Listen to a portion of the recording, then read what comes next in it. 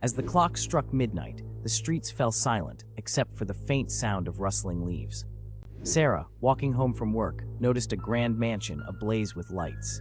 Curiosity piqued. She approached the imposing gates to find them ajar. Entering cautiously, she discovered a lavish masquerade ball in full swing. Masked guests danced in eerie silence to an unseen orchestra. A masked figure clad in black caught Sarah's eye, beckoning her to join the haunting waltz. Entranced, she twirled with the mysterious stranger until the music abruptly stopped. The figure whispered, "Care to see behind the masks?" Sarah hesitated, a chill running down her spine. As the masks began to peel off, she saw grotesque faces twisted with malice. Panic surged as she realized she was trapped in a macabre gathering of spirits. Desperate to escape, Sarah tore off her mask, only to find her own face staring back at her, devoid of life. The guests cackled in unison as Sarah's screams echoed through the mansion. The clock struck 1, and the grand ballroom vanished, leaving Sarah alone on the deserted street. Trembling, she fled into the night, the memory of the midnight masquerade eternally etched in her mind. Amelia had always been fascinated by the night sky, finding solace in its vast darkness. One evening, as a rare eclipse approached, she stood alone in a clearing, mesmerized by the celestial dance. Suddenly, a shadow fell over the moon, casting an ominous glow. Panic seized her heart as unearthly whispers surrounded her, chilling her to the core. Desperate to escape, she turned to run, but her feet were rooted to the ground.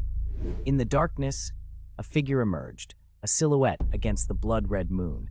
Its eyes, pools of darkness, bore into her soul. With a voice like a distant echo, it whispered her darkest secrets. The eclipse had unlocked a gateway to a realm beyond, where lost souls wandered. As the figure extended a hand towards her, she realized the chilling truth. The eclipse was not a cosmic event, but a harbinger of souls seeking retribution.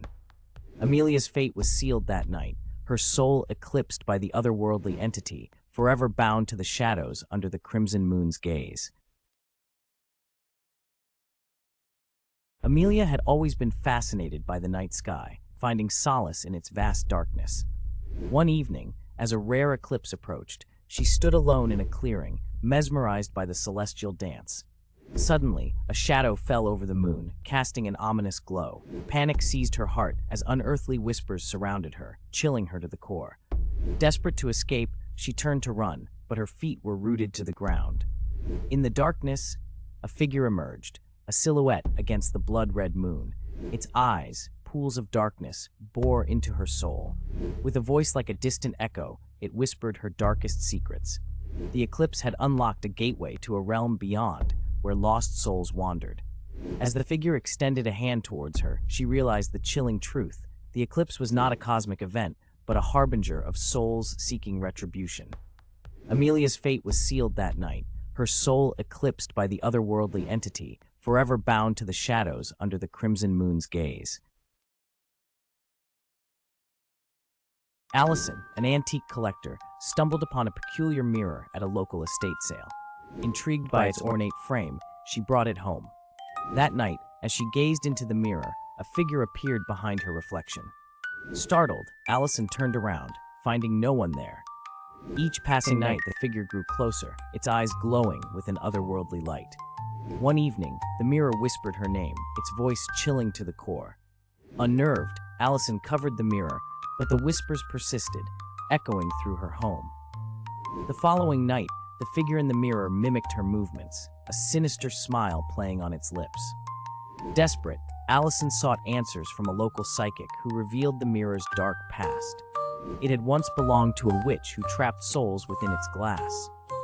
Realizing the danger, Allison attempted to rid herself of the mirror, but it refused to be moved. As the figure in the mirror reached out, a cold hand emerged, grasping her wrist.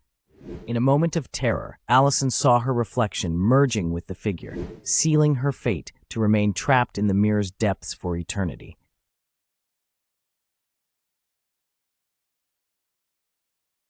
In a secluded village, Isabella and Luca's love defied a centuries-old curse.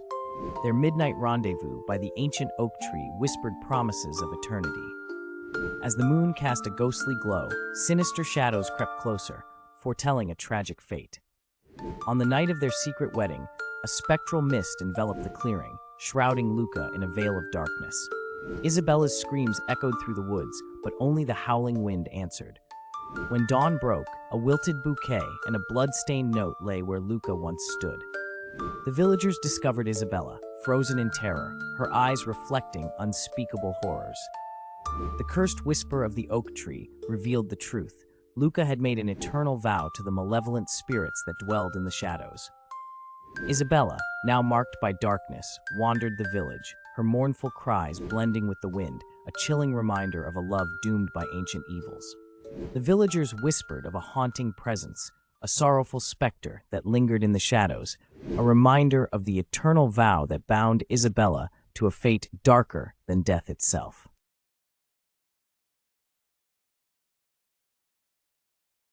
As the clock struck midnight, the village of Raven's Hollow vanished without a trace.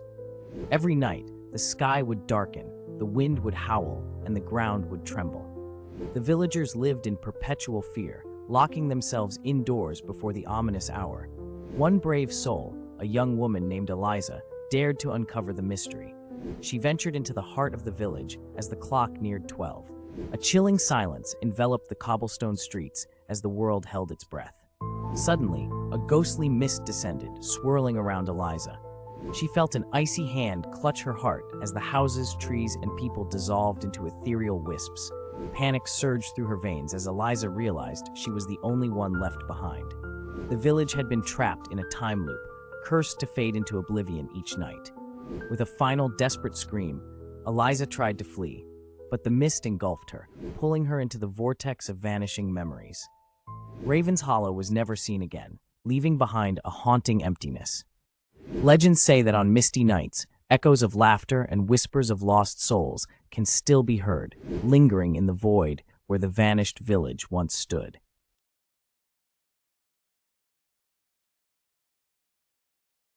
Ava, a struggling musician, stumbled upon an abandoned music shop in the heart of the city. Curiosity lured her inside as cobwebs clung to forgotten instruments. Among the dusty shelves, she found an old violin emitting a haunting melody that echoed through the empty space. Ignoring the warning signs, Ava lifted the violin, and as her bow touched the strings, a chilling presence enveloped her. The melody grew louder, warping into a discordant symphony that twisted her surroundings. Shadows danced malevolently, and Ava's reflection in a cracked mirror contorted into a sinister grin. Panic gripped her as she tried to stop playing, but an unseen force compelled her on. The melody intensified, seeping into her soul, draining her of life. With a final agonizing note, the room fell silent, except for the faint sound of mocking applause. Ava's lifeless body collapsed, the cursed melody forever etched in the walls of the music shop, awaiting its next unwitting victim. The chilling echoes of her demise lingered, a warning to those who dare to play the violin's haunting tune. The haunting melody continued to echo through the city, a spectral reminder of Ava's tragic end, a melody that would forever haunt the hearts of those who heard its cursed notes. In the quiet village of Alderidge, nestled between misty hills, stood the old Whitaker cottage.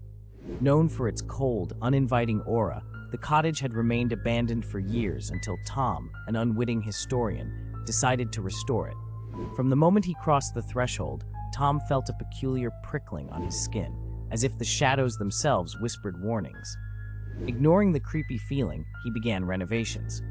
One night, while stripping the crumbling wallpaper, Tom unveiled a peculiar mural painted directly on the plaster, a circle of women, hands linked, around a vibrant hearth.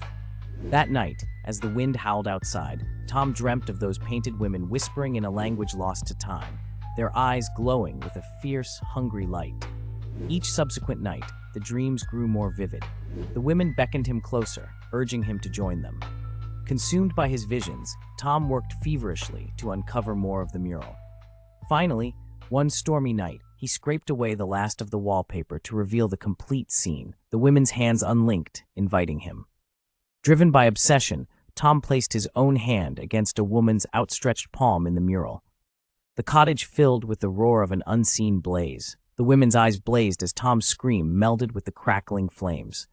By morning, the cottage lay silent, the hearth cold and dark, and Tom was nowhere to be found. The mural, however, showed one chilling new detail. Among the circle of women stood a solitary man, hand linked with theirs, a permanent addition to the bewitched hearthside.